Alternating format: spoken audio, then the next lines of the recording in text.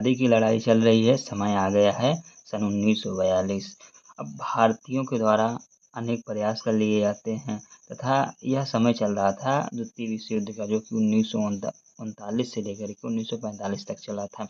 अब इसी में होता क्या है कि भारतीयों के द्वारा एक आंदोलन चलाया जाता है जिसको कहा जाता है भारत छोड़ो आंदोलन, जो कि चला था 1942 ईस्वी में। भारत छोड़ो आंदोलन क्यों आया था, किन परिस्थितियों में आया था?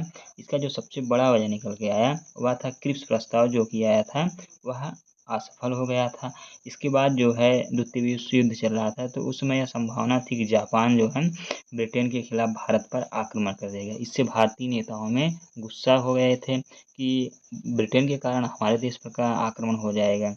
और दूसरी चीज़ क्या था, विश्व युद्ध चल रहा था तो उस समय जो इन्फ्लेशन था, महंगाई थी, बहुत ज़्यादा हो गई थी, तो वस्तुओं की कीमतों में वृद्धि हो गई थी।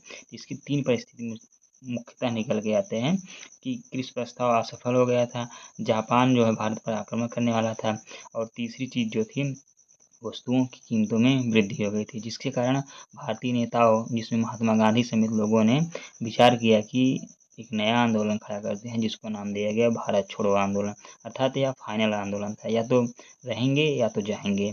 और भारत छोड़ो आंदोलन जो है प्रारंभ होता है 9 अगस्त 1942 को। इसके लिए भारत छोड़ो आंदोलन के लिए जो है एक कांग्रेस का अधिवेशन बुलाया जाता है समय से पहले ही, जो कि जुलाई 1942 में कांग्रेस का अधिवेशन बुलाया जाता है। स्थान होता है वर्धा में, जिसके अध्यक्ष जो है अबुल कलाम आज़ाद जी होते हैं। इसमें प्रस्ताव रखा जाता है भारत छोड़ो आंदोलन का। भारत छोड़ो आंदोलन का इसमें प्रस्ताव रखा जाता है, उसको पास कर दिया जाता है। इसी में इसी बीच जो है कांग्रेस के अंदर महात्मा गांधी के खिलाफ भी कुछ विरोध के स्वर भी उठ रहे थे। तो गांधी जी ने एक स्टेटमेंट दी थी जो कि बहुत बार पूछा जाता है। उन्होंने कहा था कि मैं देश की बालू से ही कांग्रेस से बड़ा संगठन खड़ा कर दूंगा। यह जो कथन है महात्मा गांधी ने कहा था। कब कहा था? कि जुलाई 1942 में, जब उनके खिलाफ कांग्रेस के अंदर ही कुछ मतभेद उत्पन्न होने शुरू हो गए थे। दूसरा होता है कांग्रेस का वार्षिक सम्मेलन, जो हर साल एनुअल होता रहता है। वह होता है 7 अगस्त 1942 को बम्बई में ग्वालियर टैंक मैदान में।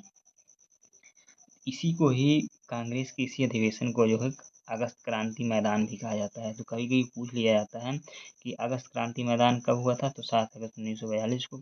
यह कांग्रेस का वार्षिक अधिवेशन ग्वालियर टैंक के मैदान में हुआ था। इस समय जो कांग्रेस के अधिवेशन के अध्यक्ष थे वह थे अबुल कलाम आज़ाद। अबुल कलाम आज़ाद 1940 से लेकर के 1946 तक लगातार 6 वर्ष कांग्रेस के अध्यक्ष रहे थे।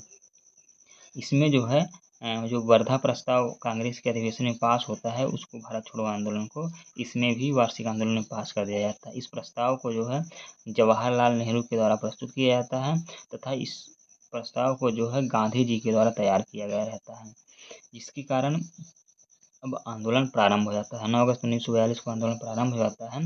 इससे पहले ही एक घटना घटती है जिसमें अंग्रेज आगे मतलब बहुत जल्दी सारे एक्शन ले लेते हैं। इसलिए इसमें क्या होता है, जो बड़े बड़े नेता होते हैं उनकी गिरफ्तारियां हो जाती हैं ऑपरेशन जीरो आवर के तहत। ऑपरेशन जीरो आवर के तहत जो बड़े बड़े नेता होते हैं भारतीय, उनको गिरफ्तार कर लिया जाता है। तो इसीलिए इस आंदोलन को जो है स्वतः या नेतृत्व विहीन आंदोलन भी कहा जाता है, लेकिन बहुत अच्छा आंदोलन हुआ था।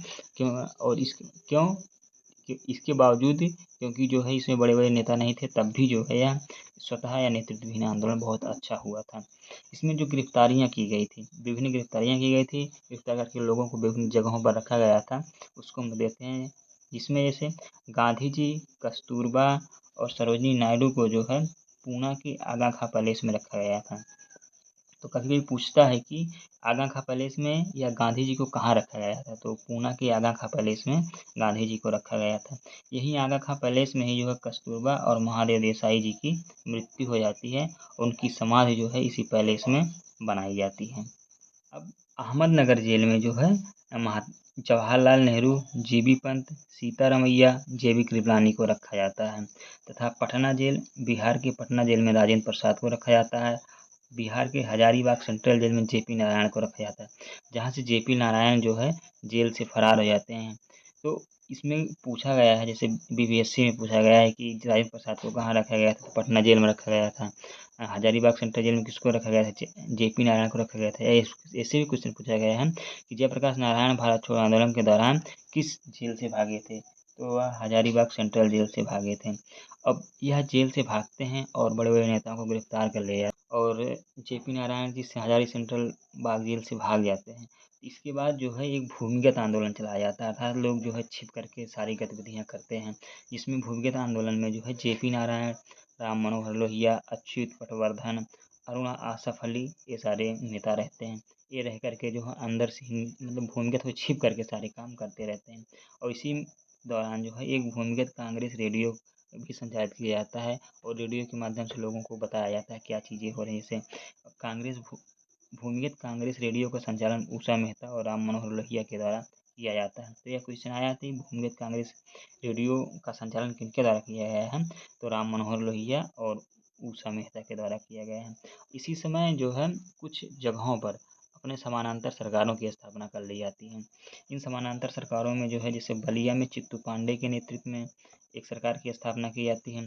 सतारा में वाई.वी. चव्हाण और नाना पाटिल के नेतृत्व में समानांतर सरकार की स्थापना की जाती है, जो कि सबसे अधिक समय तक रहा था यह सरकार। तो क्वेश्चन ये भी आया है कि सबसे अधिक समय तक कौन सी सरकार रही है?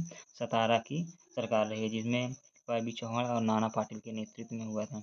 दूसरा था बंगाल में तामलुक नामक स्थान पर एक जातीय सरकार की स्थापना की जाती है और इसमें जो है एक सशस्त्र विद्युत वाहिनी की भी स्थापना की जाती है, अर्थात लड़ाई लड़ने के लिए सशस्त्र विद्युत वाहिनी की स्थापना भी की जाती है।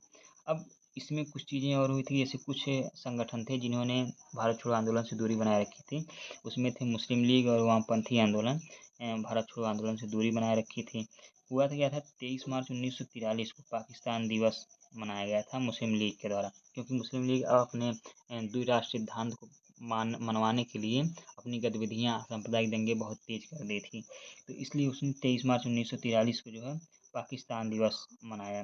दिसंबर 1943 को कराची अधिवेशन करता है मुस्लिम लीग और उसमें भारत को बांटो और छोड़ो का नारा देता है, अर्थात वह ब्रिटिश को, अंग्रेजों को और उकसा रहा होता है कि आप बांट लो और निकल जाओ यहाँ से। दिसंबर 1943 में वो अधिवेशन करते हैं। तो इस तरह से मुस्लिम लीग अपने हर बातों को मनवाने के लिए प्रयास करता रहता है। उम्मीद है कि ये वीडियो अच्छी लगी। फैक्ट बहुत ज़्यादा हैं, लेकिन अब क्या ही करोगे कि पेपर ऐसे आ रहे हैं कि अनप्रेडिक्टेबल हैं। तो जितना ज़्यादा पढ़े रहोगे, आपकी आँखों से निगाहों से गुजरे रहेंगे, फैक्ट्स उतना ही फ़ायदेमंद रहेंगे। इसको दोहराते रहिए। छोटा वीडियो रहता है 7-8 मिनट का, कई बार देखेंगे दिमाग में कुछ चीज़ें फँस जाएँगी, बस आपका काम हो जाएगा।